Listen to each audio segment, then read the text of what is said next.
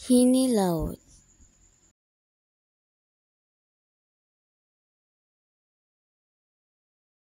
Ito ay isang tradisyong pasalita na naipasa mula sa henerasyon hanggang henerasyon.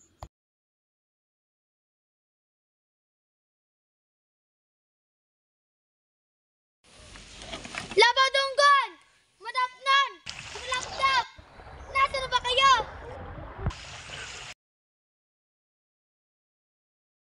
Ang kwento ay puno ng mga pakikipagsapalaran, pakikipaglaban sa mga mitolohikal na nilalang at mga paghahanap ng pag-ibig.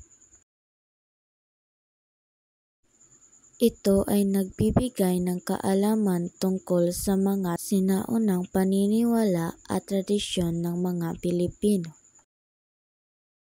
Nasaan na ba kayo? Kanina ko ba kayo hinihintay? Hanapin kung babae magkasama kung hawang buhay.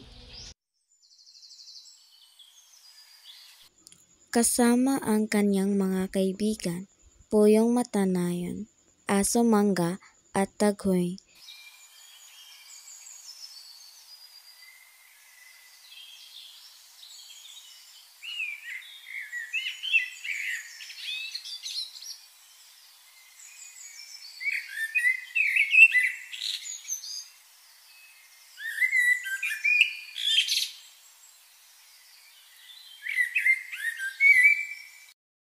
Naglakbay si Labaw Dunggon patungo sa kaharian ni Anggoy Ginbitinan.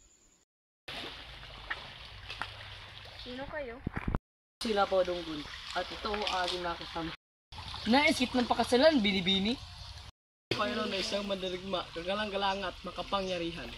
Kung nais mo patunayan ang iyong halaga, talinin mo ang halimaw sa aming kaharian. Nagtagumpay si Labaw Dunggon at pinakasalan si Anggoy Ginbitinan.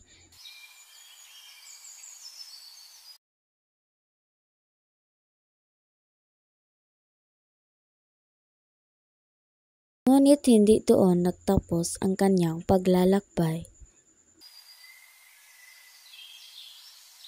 Muling naglakbay si Labaw Dunggon upang ligawan si Nagmalitong Yawa.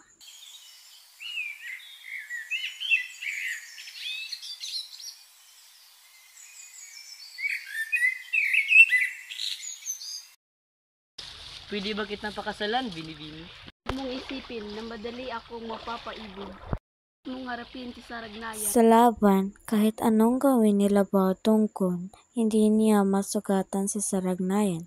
Sa uli, natalo si Labaw Dunggon at siya'y napihag. Nang nalaman ni Nahumadapnon at Tumalapdap ang nangyari, agad silang naganda ng hukbo upang Kailangan natin iligtas si malaman ang Labaw sikreto ni Dunggon. Saragnayan. Ang buhay ay nakatali sa isang baboy ramo. Kailangan natin itong hanapin. Napatay nila ang baboy ramo at tuluyang natalo si Saragnayan at nakalaya na si Labaw Dunggon. Wakas!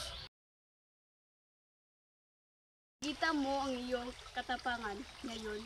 Ikaw ay karapat-dapat sa aking puso.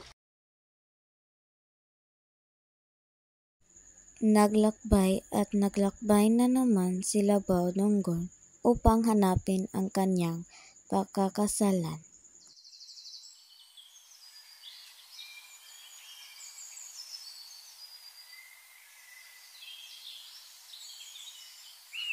Patuloy at patuloy ang paglalakbay ni Labaw Dunggon.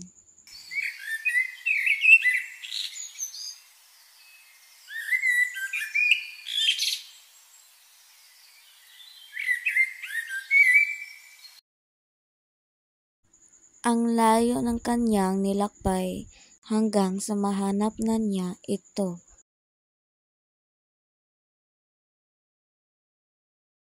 At agad niya namang pinakasalan. At mula noon, ang alamat ng magkakapatid at kanilang matatapang na kasama ay naging bahagi ng kasaysayan ng Hinilaut.